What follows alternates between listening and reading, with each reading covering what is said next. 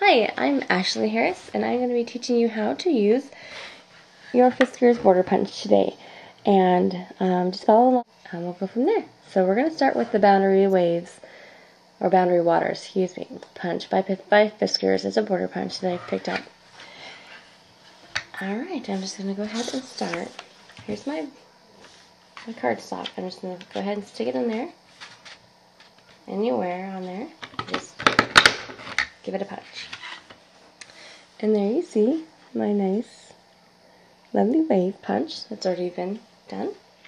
And I'm going to go ahead, and they have these grid lines up here that I don't use. Instead, I use this, I don't know if you can see that, this design on the side, and there's on both sides, on each end. And I use that as my guide. So I'm going to go ahead and line this up, my design, with the one on the other end.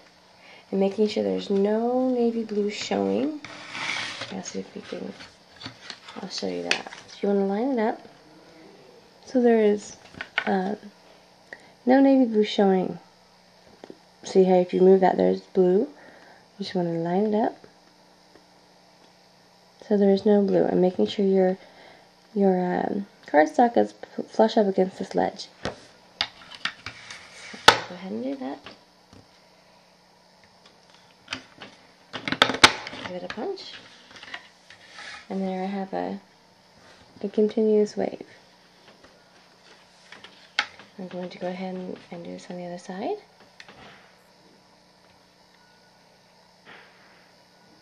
And give it a punch. And there you go. A nice continuous wave. I really like that, this border punch. It gives it just a fun little accent to your water pages or your summer pages. Okay, now I'm going to go ahead and move on to another punch. Move my trash. This one's called the Effervescent. I'm pretty sure that's what it's called.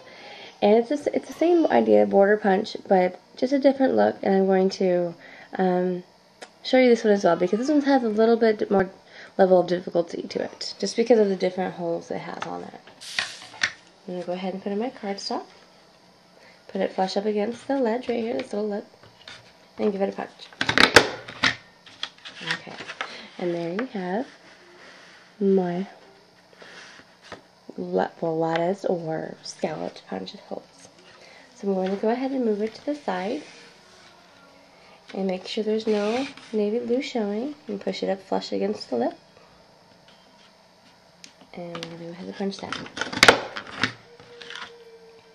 And look, it does a nice job there too. I'm going to go ahead and finish it on the other side. No blue showing. Flush up against the lip. Alright, now this is going to be tricky. There are holes on both sides, but that one little spot hasn't been punched. And this is where you can mess up. So it's really important that you make sure that your design is lined up and there's no navy blue showing, otherwise you're going to have some problems. And let's see if I can do that. Make sure it's cut properly.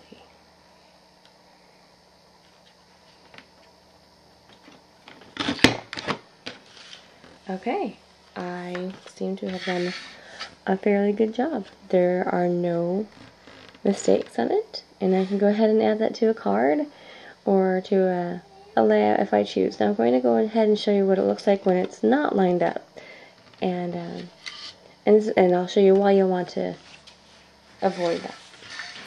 I'm just going to go ahead and punch like I normally do, but I'm not going to pay much attention to the blue lines or to the design. I'm just going to stick it back in there and punch away. Just, whatever. Okay, now, hopefully you can see this. I'll put this behind it. On this one, you will see that the hole is bigger and it's misshapen and you have all these jagged edges. And that is why it's so important that you line it up so you don't have that mistake, and so you have this nice, clear, clean cut border punch to make your layouts and creations all the better. So I hope you learned from my tutorial here today, and just practice. It takes a little bit of practice before it's a learning curve. but they're great tools. I really love my punches, and I hope you do too. Have a great day and enjoy the scrap review.